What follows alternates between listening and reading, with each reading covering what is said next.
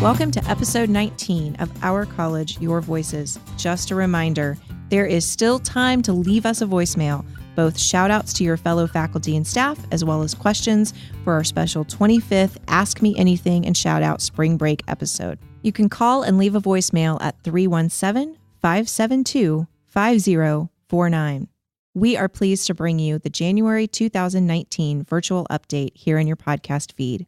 If you are a faculty or staff member at Ivy Tech, you can find links to the YouTube video of the update, as well as a copy of the slides that are used as visuals in each virtual update in MyIvy under the employee dashboard. President's Update. I hope all of you had a fun and relaxing time during our winter recess, and most importantly, I hope you were able to recharge.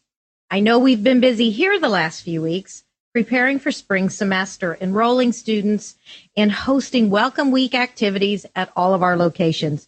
Here's a look at just some of the fun activities that have taken place. Thank you to everyone for welcoming our students and to a successful start to our spring semester. Now, let's touch base on how enrollment is going. We currently serve 63,000 students, not including our more than 60,000 dual credit students in high school. That's in the spring term alone. That's 2% lower than last spring. The good news, our efforts to increase enrollment for this term are not over, knowing that we continue to market and to recruit for those 8-week courses that will start in March. We set an ambitious goal to serve 100,472 students for the 2018-19 academic year. Today, we are trending to be just short of that goal. However, it is not out of reach with continuing enrollment efforts with those March 8-week courses. I encourage everyone to keep working to reach out to potential new and returning students and to discuss options for starting classes in March. Our systems office team invested resources in additional marketing efforts to promote starting in January as well as March, and an effort that has been very successful in generating more applications. Teams across the state are working hard to continue to convert those applications into enrollments. At the same time, our advisors are doing great work with our students currently on campus and are reaching out to those who were here in prior terms to look at those March enrollment options. These efforts between the January start and the March start dates have increased as compared to years in the past, and we look forward to learning more about how we can continue to engage with students during the enrollment cycle beyond the traditional January spring start date. Well, over the last year, you have heard updates on progress we are making towards achieving the metrics that were outlined as part of our strategic plan. The 5-year targets for each metric were set up using a combination of internal and external benchmarks to determine appropriate term and annual markers that we need to meet. If we're going to achieve our goal of our students earning 50,000 credentials each year, and I want to emphasize high quality workforce aligned credentials and degrees annually by 2023, these are targets we need to reach. To discuss how we are performing on some of those key student success metrics aligned with an important set of external benchmarks, I've asked Corey Klossman-Ryan, Assistant Vice President for Student Success, to provide an overview of the college's IPEDS data. Corey, welcome and thank you for joining us. Thank you, Sue. There are many ways to use benchmarking to evaluate and improve our performance. This includes selecting both peer institutions that share similarities with us, as well as identifying aspirational institutions, such as those that are finalists for the Aspen Prize. Today, I'd like to talk about how our student outcomes compare against two sets of peer institutions. The first group is a set of 20 institutions selected by IPEDS, which is the system the federal government uses to collect institutional data from colleges and universities each year. Our peer group is predominantly large urban community colleges across the eastern half of the country. The second group is institutions who participate in the National Community College Benchmark Project, or NCCBP, which is a consortium of nearly 250 community colleges across the country of varying sizes and locations that share data with each other. We know completions for students follow a similar path: successfully pass courses on their academic plan, persist from term to term, and then graduate. Let's start at the course level. Our course success rate in college-level courses, in other words, a grade of C or higher in 100 or 200 level courses, is around 74%. This places us in the 25th percentile nationally among NCCVP colleges, meaning 3/4 of all institutions have a higher rate. We have been around this level for several years, which is one reason for many of our recent initiatives, such as Strategy 1.2, focused on supporting students to be successful in gateway courses in their first attempt, and 8-week courses. When our students are successful in individual courses, we hope they are retained to the next term. Our fall to spring retention goal for this year is 70%.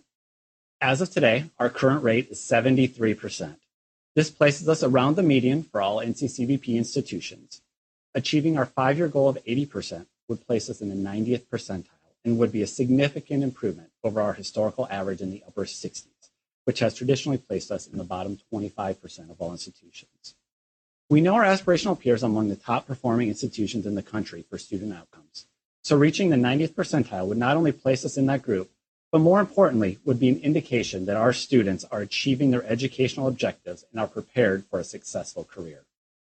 Our work in helping students create complete academic plans, creating experiences and initiatives that connect students to their campuses, and helping ensure our students' basic needs are met, and exhibiting the student success commitments are all some of the many initiatives we are focusing on to build toward this 80% goal.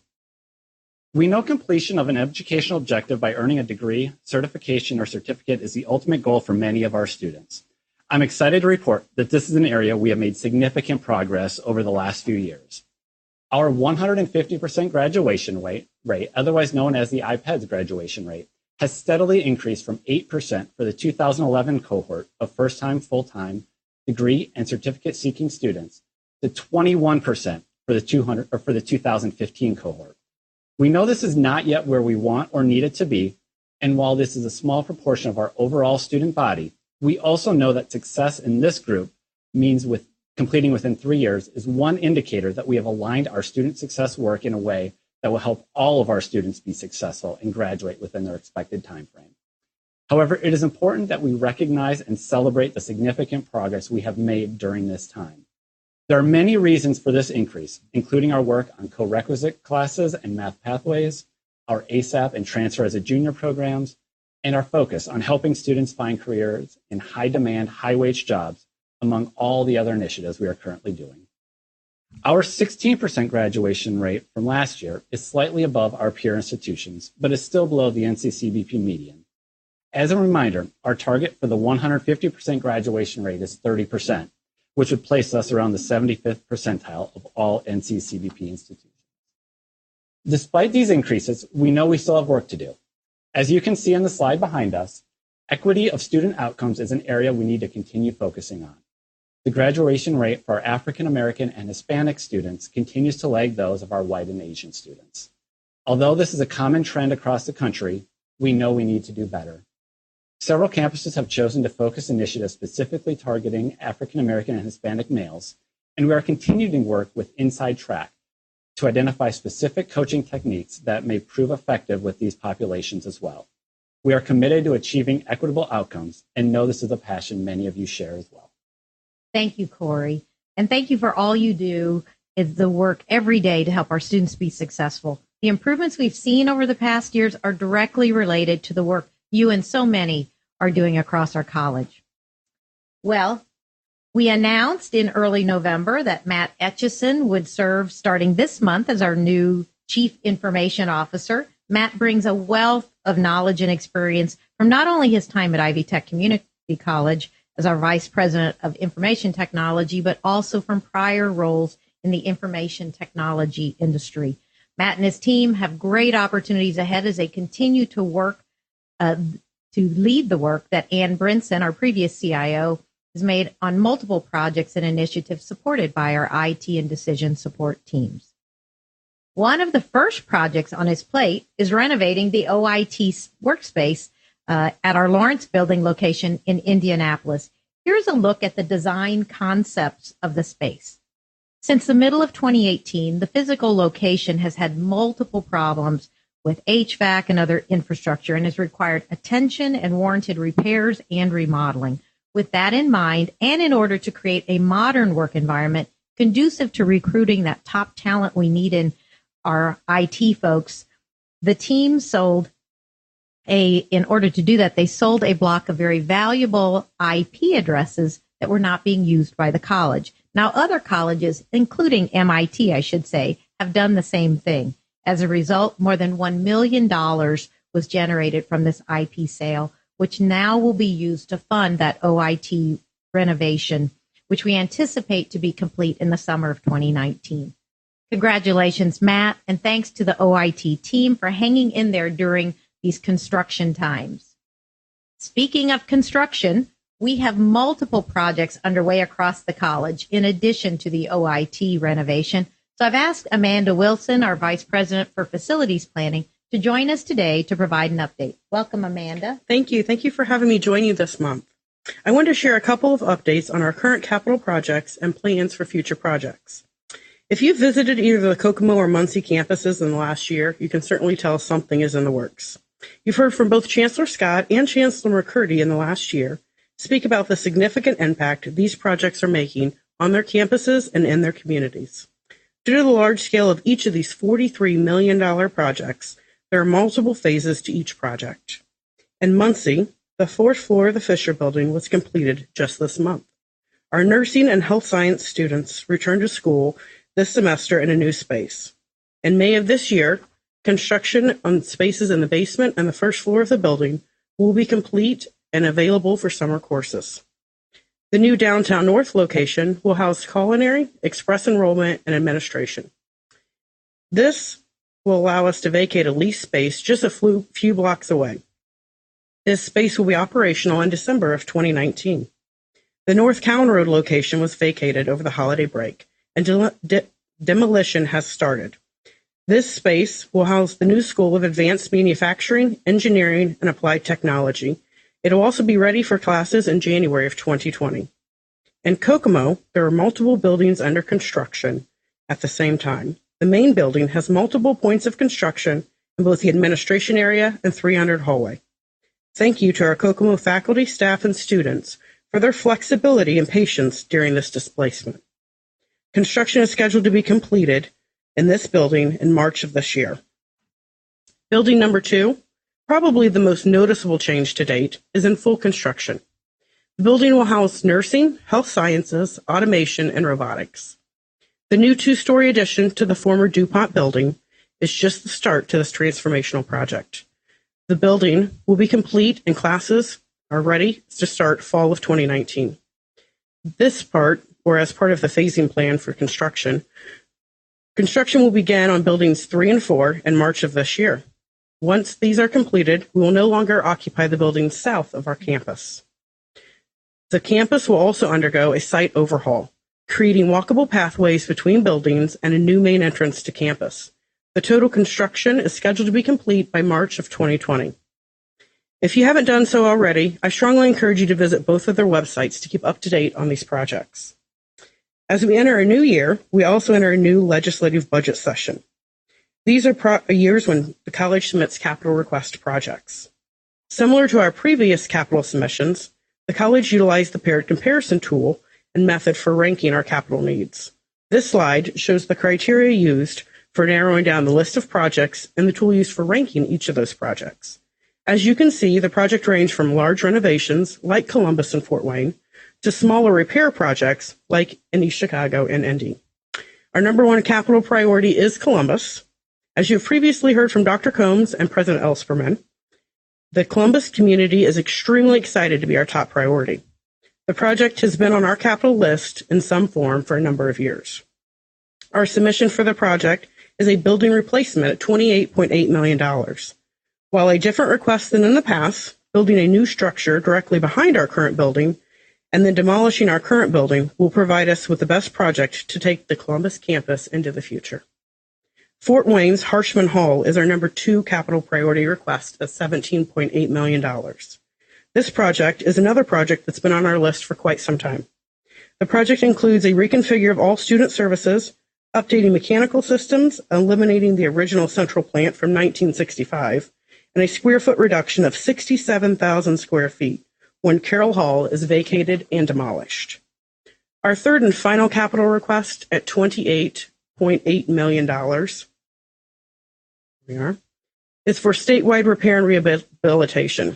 If fully funded by the General Assembly, the college will be in a good position to address nearly all of the projects submitted, even if not addressing all aspects that were requested.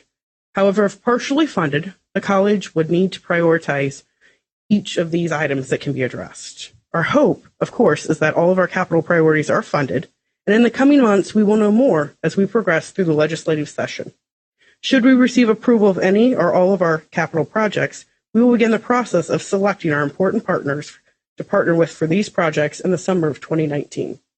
That's a lot of progress. So thank you, Amanda, on this. And my apologies for our technology that took a mind of its own there with those slides. So we appreciate that. We want to also recognize the multiple teams that are working on these construction projects statewide. Thank you so much for the work that you're doing to ensure that we have this great outcome, which means top-notch buildings and learning spaces for our students. So we've had a lot of progress with our various functions going through the hub processes in the last few months. I've invited Alicia Amon, the Executive Director of Administration for the Terre Haute and Evansville campuses, to join us. Alicia is also a co-lead for our hub work statewide and is here to provide us with some updates. Alicia, welcome. Thank you.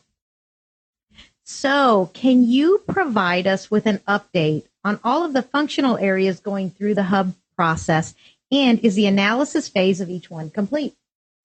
Hub analysis work started in July 2017, and originally we analyzed 21 areas of the college. The majority of them have been affirmed by Executive Council and have moved or will move to implementation. Of those remaining hubs to be affirmed, the next steps are the HR Hub, which was presented to Executive Council in November, received feedback, and that team is working to adjust the recommendations based on that feedback, and will go back to Executive Council. The Online Academic Unit, which originally started as the Distance Learning Hub, has moved to a reorganization project. A cross-functional team continues to work with this tremendous project, addressing the achievement gap between face-to-face classes and online classes. An alpha implementation is planned for fall 2019. There are two hubs, the Recruiting Admissions Hub and the K-14 Dual Credit and Dual Enrollment Hub, which will have portions of their recommendations moved to the Strategic Plan Initiatives team. In total, all but 3 hubs have presented to the Executive Council for affirmation. Those are Disability Services, Library Services, and Facilities. They plan to present to Executive Council in February. Thanks for that update. So how does Ivy Tech communicate about the hubs that have completed their analysis? Once the team's analysis work and recommendations are affirmed, they move into implementation phase, and the team is formed, usually within 1 week of being affirmed by the Executive Council. Each team follows a very clear process regarding communications, because at that time, the information is still confidential. The implementation team determines the cadence of communication with the college about the recommendations that were affirmed, and the team who will work to implement those recommendations. Once items are prepared and approved, a statewide email is sent from you, Dr. Osperman. So tell us a little bit more about the process for implementation. Sure. Each implementation starts with a kickoff meeting. During the kickoff meeting, we invite primary stakeholders who will be a part of the implementation team. We discuss roles and responsibilities, including identifying any ad hoc individuals to be consulted throughout the process. Essentially, this helps us to have a RASCI, which is to identify who is responsible, accountable, supportive, consulted, and informed. We also recap what has been approved by Executive Council, the vision of the future state as it was recommended by the Hub Analysis team, and the desired timeline of scope. The team identified here, Kristen Shunk-Moreland, Julie Lorton-Rowland, Mike McNichols, Matt Hawkins, and Kelsey Batten, or their designees, will be a part of every implementation team, which also includes subject matter experts, For example, I'm a part of the finance implementation team along with a couple of fellow EDFs and EDAs. Following the kickoff meeting, we complete the following actions. First, there's a project charter that is drafted. We identify who the primary owner of the implementation team is from the business unit, who's going to be those who work most closely with that area. For example, public safety and emergency preparedness, John Barefoot was the primary owner. For grants, it was Brian Thomas. And for ICAP, it was Molly Dodge. So those are identified up front. We also schedule a series of meetings and identify and prioritize the communication needs that will come from the team to keep everyone updated on progress. Next, the team focuses on project planning and task development. For most hubs after kickoff, we meet with the primary owner or owners and begin a draft that requires of the required task and action items that need to occur. We draft this from the basic project planning template and customize it based on each hub's vision. The planning and task development can be completed via a call or a 30-minute in-person meeting, whatever is appropriate. During the next step, we typically identify the working groups that are needed to address the task and assign the owners of those tasks. We also identify what is in scope and what will occur later. Additionally, we will identify communication expectations and discuss communication responsibilities. For most teams, we meet biweekly. During those meetings, similar to 4DX, cadence of accountability and keeping things moving forward, walk through the priorities in the task list and identify decision points and the dependencies, update the project plans and timelines as needed as the team continue working through the details of the implementation, work with the sub-teams and provide them support as they need it, and escalate issues to the ad hoc team or to the operations team whenever there is support or guidance needed. Our level of engagement on task is directly correlated to the needs of each implementation team, so it will vary. Finally, we complete the project closeout. As tasks start to wrap up and the objectives are met, we will formally write a project closeout document. We work with the primary owner and do a final sign-off. Okay, wow. That sounds like a lot of work for these teams. Knowing that we still have 20 of these hubs to put through the implementation, when do you think all the hubs will be implemented? We really don't know right now. Implementation timelines can vary, and depending on the resources needed to successfully implement each team's recommendations, those timelines adjust to what the team needs are. And how does the hub work interact with, for instance, now our systems office restructure? Yes, the recommendations, such as consolidated functions or shared structures that came from the hub analysis team projects, will inform the systems office restructure. All the documentation and work of those hub analysis teams has been shared with the restructure team. Very good. Thank you for helping us all understand more about that hub process. It has been a long time, but the work has diligently been going forward. And Alicia, thank you for the extra work that you have done throughout all of the hubs. And you've taken this on as additional responsibility for the college. We really appreciate it. And I want to take the opportunity to say this has been a tremendous project, a tremendous effort, and we appreciate your support of all the teams that have done the work through this. I especially want to thank Jeff Kraft, who was instrumental in pushing this through to completion. Yes, he is. I also appreciate the opportunity to work with so many across the college. Each team worked diligently on their functional areas and put in a lot of hours. I can report we have very passionate and very knowledgeable people across the college who have service focus, service to our students and service to their fellow employees. So it's been an honor. Thank you, Alicia. And I will affirm that as I've heard the hub team presentations, that passion is very evident. So speaking of systems office restructure, let me give you a brief update on where we are with that work. As a part of my commitment to the campus restructure and then subsequent hub analyses, the final phase is a restructure of our systems office. With the help of Thomas P. Miller and Associates, they have conducted more than 270 interviews with a split of systems office and campus staff. About 40% systems office, a little over 55% campus staff. We sought feedback on what systems office does well, where we could improve and recommendations for a future state. Our goal is to ensure that the structure and the work of our team and systems office aligns well with the needs of our campuses, our students, and the college. The timeline includes working sessions through March with an anticipated final structure determined by early April to share with the State Board of Trustees. I want to thank all those who participated in those interviews.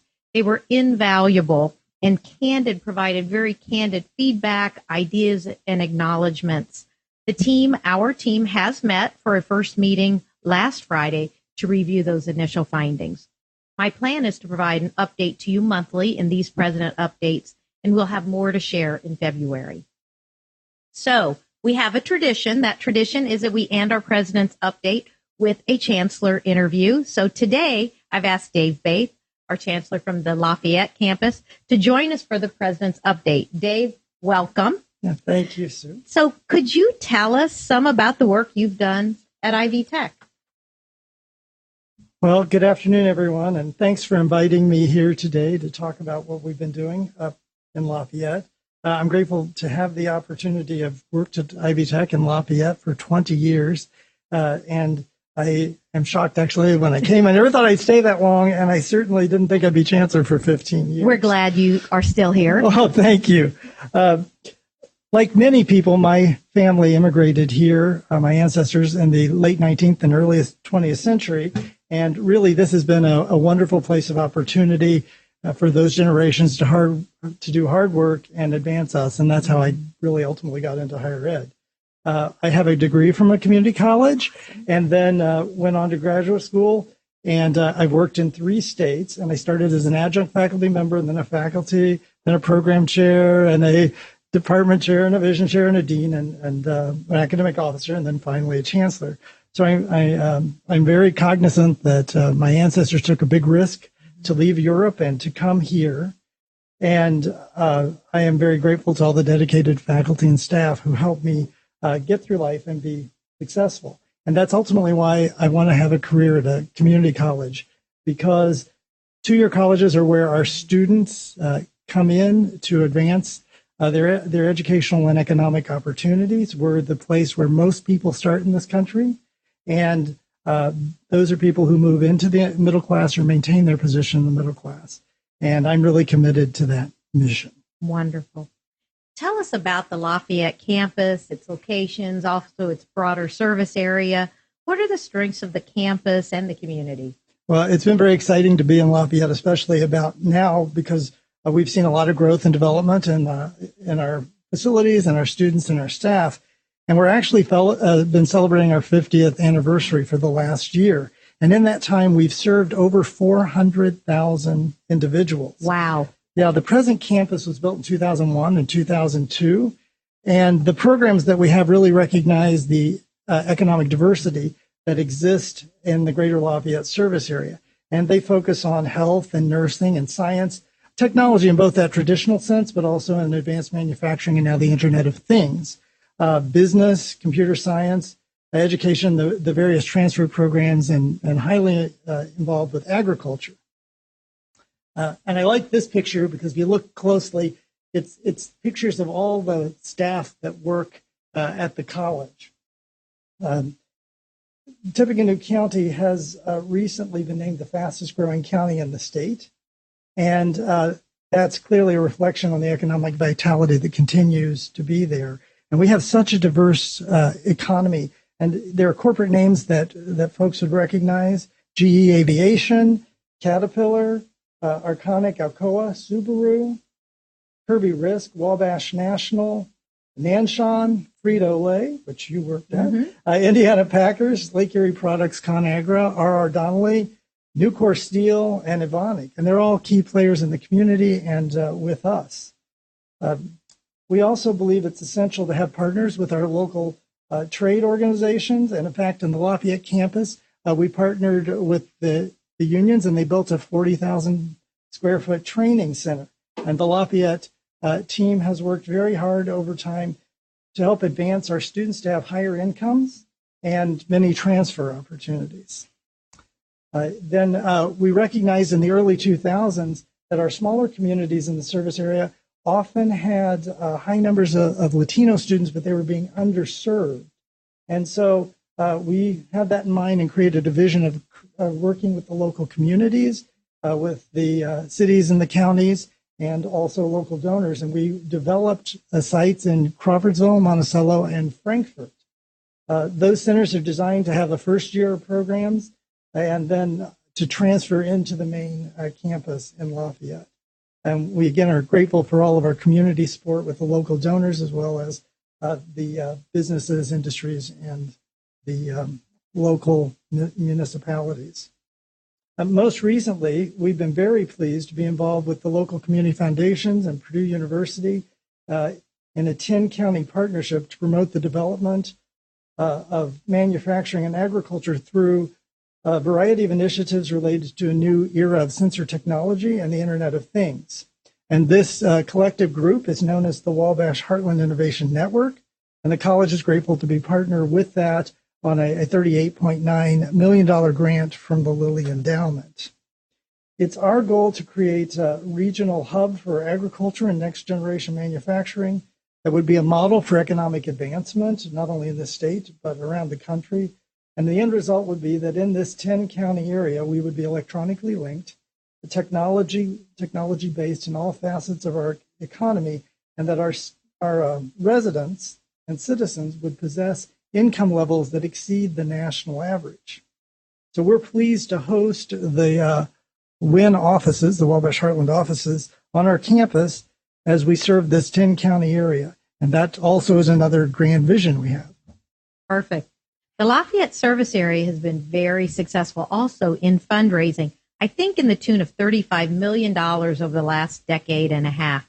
What can you share that has helped lead you to that success and the process you've gone about? Yeah, well, one of my favorite quotes, and I think you know this, we've, I think, discussed it before, comes from Mother Teresa, who many of us know started a hospice in New Delhi, India, and took people off the streets to take care of them as they were passing away. And she said, "We don't do great things, we do small things with a great purpose." And I think that's kind of a theme or a vision that we have at Ivy Tech and within our community.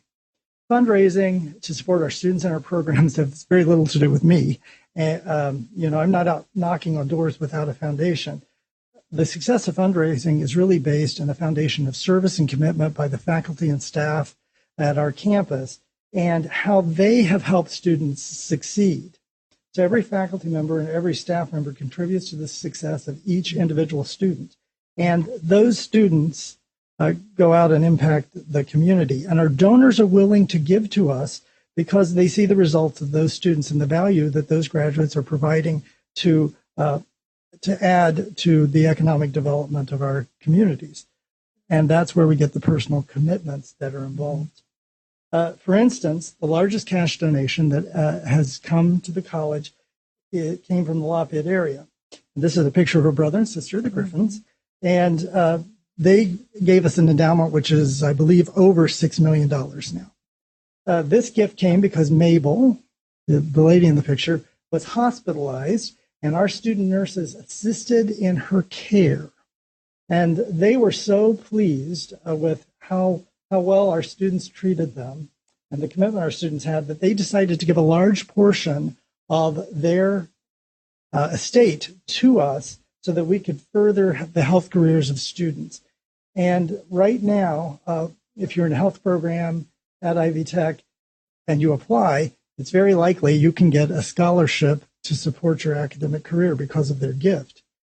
This is similar to the WIN opportunity we have. Our major industrial partners, our agriculture partners, and Purdue University, as well as the Community Foundation, sees the success and the commitment for our students and how they economically impact the overall economic vitality of the region and help it advance the quality of life. And they therefore are partners with us in this endeavor as well. Finally, one more thing I talk about is the Intersection Connection, which was a project jointly with us and the YMCA, Franciscan Health, Junior Achievement. And it was to put this building on the footprint of the college. And it was a $29 million fundraising project over 10 years to build this 120,000 square foot facility, which provides childcare to our students, pediatric medical offices, physical therapy, occupational therapy, as well as future athletic opportunities through intramurals.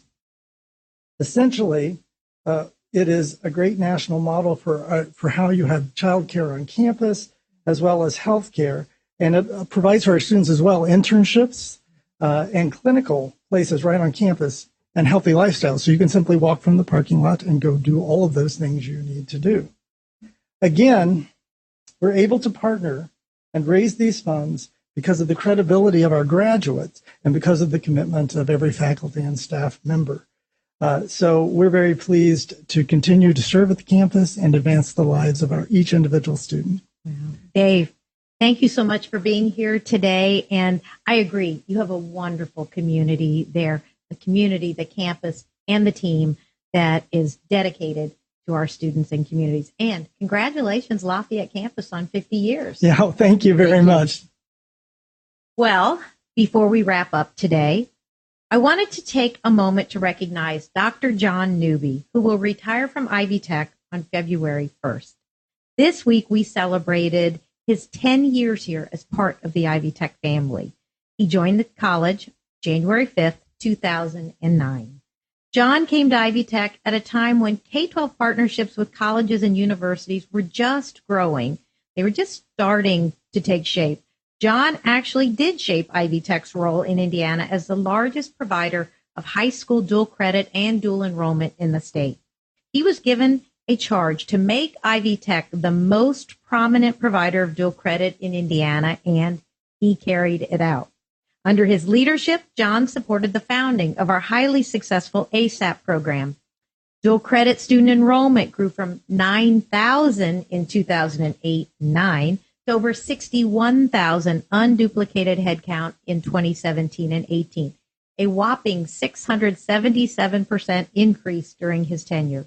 Dual credits earned grew from 50,000 to nearly 400,000, as represented here in those grains of rice. Ivy Tech has dual credit partnerships with 598 schools throughout the state. That leaves only 23 public schools not participating in this past year. During the past year as well, there were 1,400 different dual credit courses with more than 6,500 sections of dual credit courses taught. His leadership led to saving Indiana students and parents hundreds of millions in tuition costs over those 10 years. We would approximate 55 million saved just last year alone.